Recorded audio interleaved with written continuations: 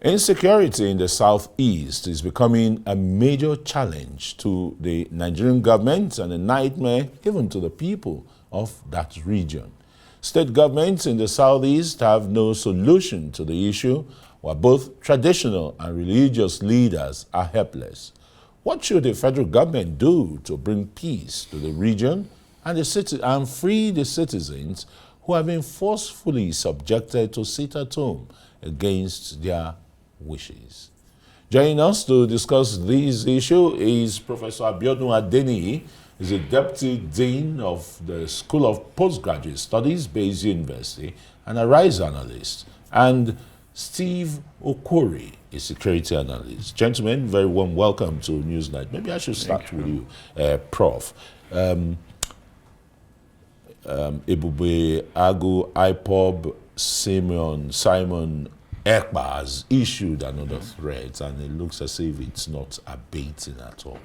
The 5 regional governors really addressing this issue. This has been on for a couple of years now. Well, I don't think it's something that can be solely addressed by the governors, considering that they do not have any of the security agencies directly under their control. They have limited powers at the subnational level. They formed a Bubeagu, don't forget. I mean, it's not armed, it's not, cannot be as potent as the regular security agencies, the army, the police, the Air Force, the Navy, etc., etc., Those ones formed by regional governments are probably at best complementary. And of course, they are not licensed to bear arms. When we have criminals who have arms, So there's a problem in that area. And secondly, it may not just be so much of the deployment of kinetic energy force alone. There are some underlying factors, resulting in these crises. What have we done in the circumstance to address the underlying factors? Do not forget that even before now, we've been talking about the question of effective integration, inclusion of sections of the country into the body politic in terms of, giving them the rightful sense of belonging, sense of association, sense of ownership. To what extent have we done this inclusion, as the case could be? I'm not sure we've been effective at this level. And of course, we also need to remember the need for continuous consultation. Consultation can happen at different levels. At some point, some of these culprits have been consulted before, and that's why they probably permitted the holding of elections. So if at some critical junctures, they were consulted, discussions were held with them, and elections held, what's wrong with our ability to sustain it? I imagine that we have a new administration now. It's going to be a continuous use of the kinetic and the non-kinetic, because kinetic may not do it alone. Continuous use of it, with a new energy, with a new fervor, a new zeal, and probably some change in tactics. The strategy might be okay to take them out, but we might need some tactical change, and that will come from the ingenuity or the creativity of the new men at the helms of authority. All right. I mean, a lot of ingenuity, kinetic and non-kinetic. Let me come to you, Stephen. This wanton destruction of human lives and property, and of course, the economy of the Southeast, can, really boomerang to cause more damage, not only to the Southeast region as being witnessed, but by extension, the entire Nigerian polity. The new zeal that President Bola Tinubu has brought into governance, security-wise, can it be, reenacted in the Southeast and check this, wanton killing in that region? Yes. Thank you for having me. Yeah, looking at it, the IPOB issue, if you want to look at it historically, I don't think it started with IPOB. It started right from the days of Biafra to Masob to current IPOB and the factions that we now have in IPOB. Now, what is happening in the Southeast? Of course, it will affect other regions of the country, because there are other traders or people that indulge in buying and selling that travel also to the Saudis to do their businesses and come out of the Southeast region and take their whatever that took them to the Saudis to their own region as well. So the economic activity is not only going to affect the Saudi region alone, considering what is happening, because just the way I said, there are other people or traders that travel all the way from other regions to go to the Saudi to do their business. But the way the current government is going, from what they've been agitating for, because I've heard where they said they've been sidelined in terms of governance and all that. Most especially, they said the previous government did not carry the Saudis along in the governance structure. But what we have now, the current president under President Bola Ahmed Tinubu has at least appointed one of the service chiefs, from the Southeast, especially from the Enugu state, precisely. So I've heard or read where IPOB youths and some youths from the Saudis have appreciated and applauded the appointment of the current Naval chief from the Saudis, and they said it is a step in the right direction in trying to see that the current government wants to carry the Saudis along in terms of what is happening at the moment. So with what we are seeing on ground, there's the possibility that with other appointments that will come on board and possibly other projects that will go, federal presence that will go along that region, we'll see that it will quell some... Stem the whole tide. Pressure, yeah. Okay, Prof, let me come back to you. Some critics are saying that the federal government has got, its tail in between its leg simply because it's not engaging the Finnish government over the treacherous directives of one man, Simeon Ekpa, who is not in Nigeria, but is issuing orders to the factional IPOB members to kill, to maim, to shut down the entire socio-economic activities of a people in a region. Is the federal government doing enough, really? Well, I know that's at another level, at a different transnational level, and there might be questions around jurisprudence, questions around conventions, and for Simon Ekpa, in the opinion of the Finnish government, may not be breaking any law. There's so many complications around this. So when there's a crisis of jurisprudence like that, it takes patience for national governments involved, to navigate the process. So these processes might be on without knowing. We can never really tell. The best person to talk in the circumstance might be maybe somebody from high up there in the Foreign Affairs Ministry, as the case could be, or maybe a top security operative. But I don't want to believe that government is just silent on the antics of this fellow that you just mentioned. But what is most important is our own local politics. What are we doing?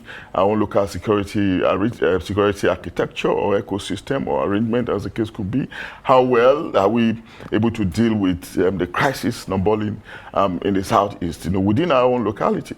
And of course, it is tried in international relations, in international discourse, to say that international global politics, your global standing is a reflection of your local politics. I'm very confident that if our condition, is not criminogenic, there's no kind of order that Simon Ekpa can give to the locals here, and and they'll be able to carry it out. It would not be possible for them to carry out orders, if we get our arts right locally here. And that's why we're talking about strengthening fighting forces, boosting their morale, and of course we have new sheriffs in town who we think should be able to bring in new energy, to deal with this malaise. These tactics may not necessarily change. It should be a combination of both hard and soft power, because, these guys are already deploying hard power, and there's a sense in saying that sometimes soft power, persuasion, conversation, using, opinion molders from that area, assuring them, of a brighter future, like my colleague said.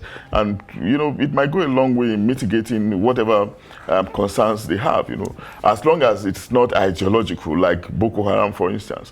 When it becomes when it's ideological, it's much more doctrinaire, much more, it tends towards nihilism, and of course, you find them just fighting for the sake of fighting. I'm not sure these fellows are fighting for the sake of fighting. They're fighting for a cause.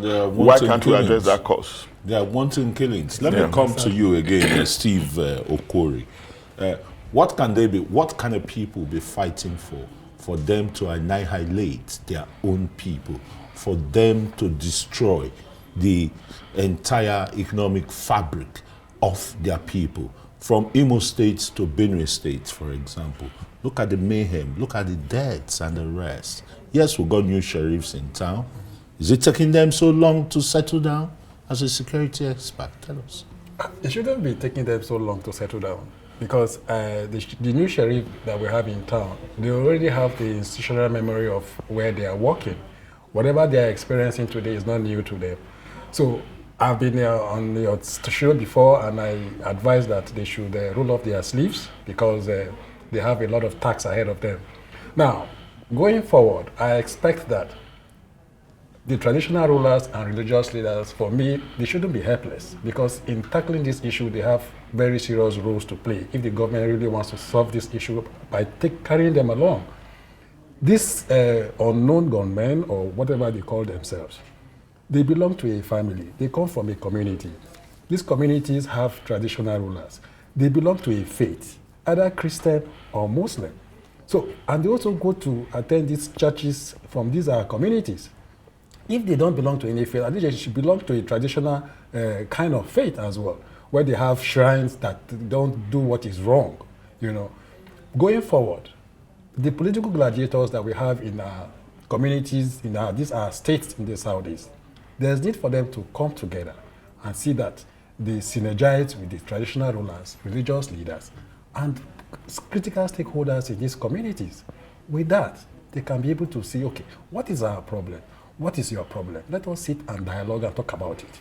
By talking about it, just the way Professor said here, that we can apply the kinetic and non-kinetic.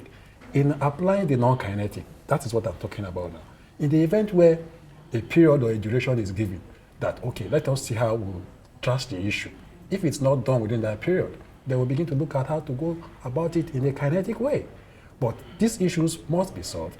Killing people that are going about their lawful businesses is not supposed to happen in a country like Nigeria. We cannot have a government in a government. What IPOB is doing by declaring public holidays or sit at home against the wish of the government is a government in government, which is not supposed to happen. So these are issues that the new sheriff that we have in town should go head on to see that these issues are tackled the way a manner is supposed to be tackled.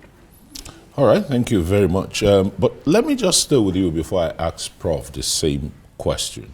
Is community police or policing the solution to this,